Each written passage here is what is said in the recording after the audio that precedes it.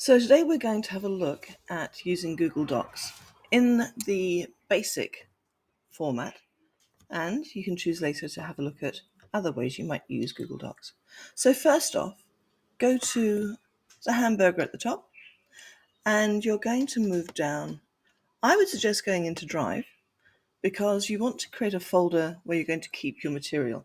And if you create it in the folder, it means it's far easier to relocate or to locate. So I'm going to create a folder and rename it or give it a name. So we'll call this practice.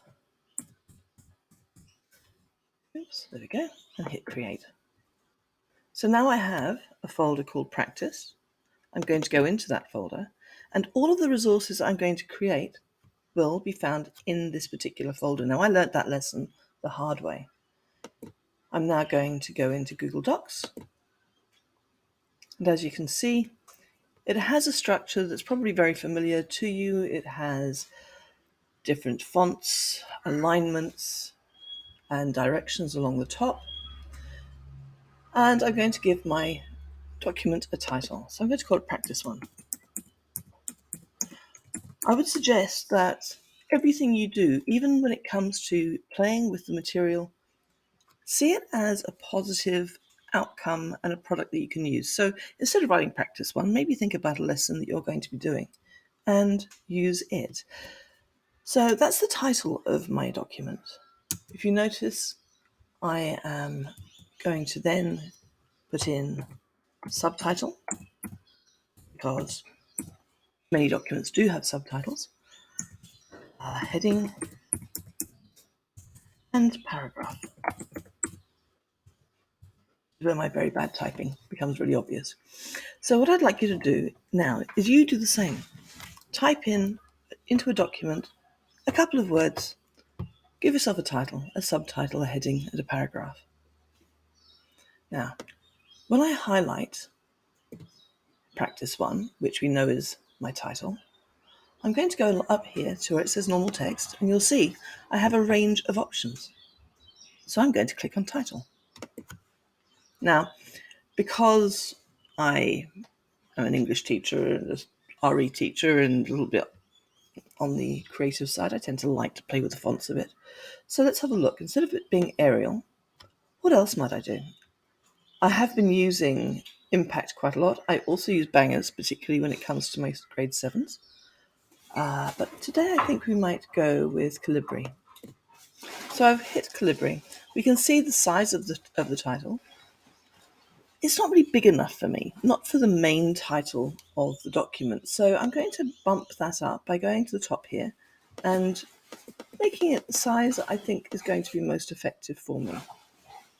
I'm going to change the text color and make it white. I like green. No, maybe red. Let's go red.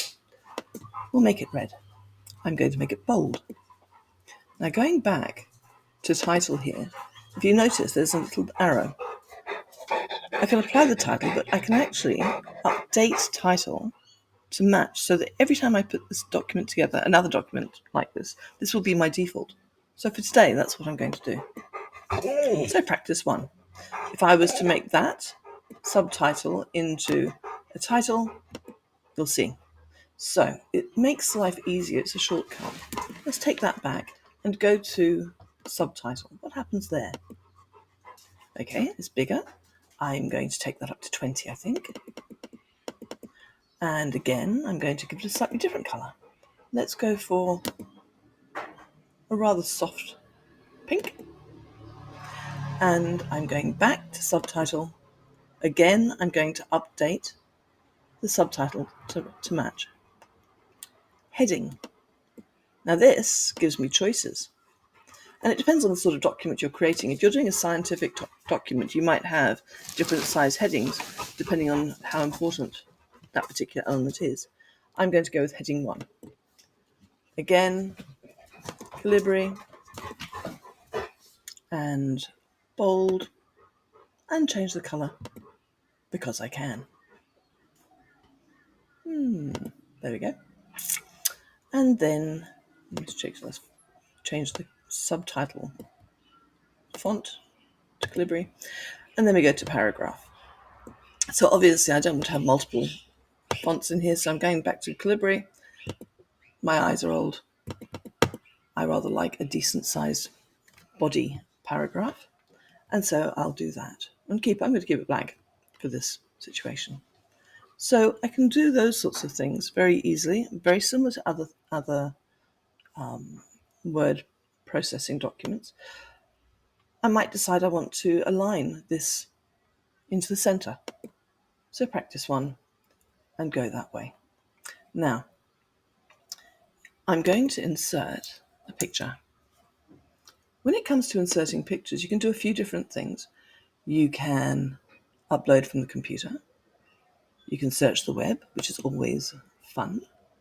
And one of the things I've learned is that I search for, say, a Great Dane PNG, I often get fabulous pictures that allow me to insert the image without having the background. Didn't want to save that one for some reason. Let's try again with another one, shall we? Maybe it doesn't like PNGs. Let's go to insert. Let's go to image. Let me find another one. Okay, let's try that one. See what happens. Oh, no, that one. Get rid of that one. Here we go.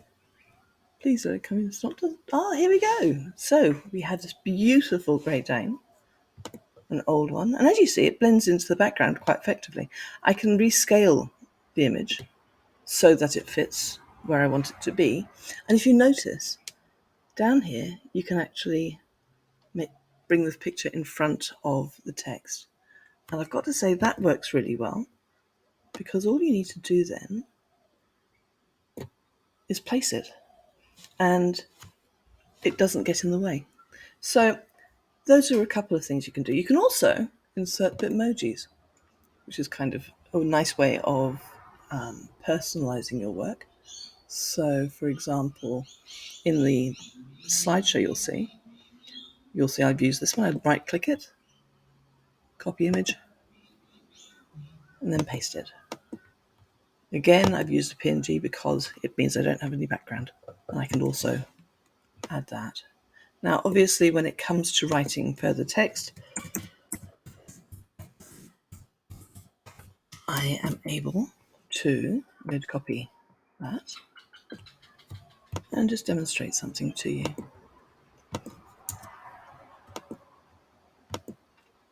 Oops, Daisy, there we go.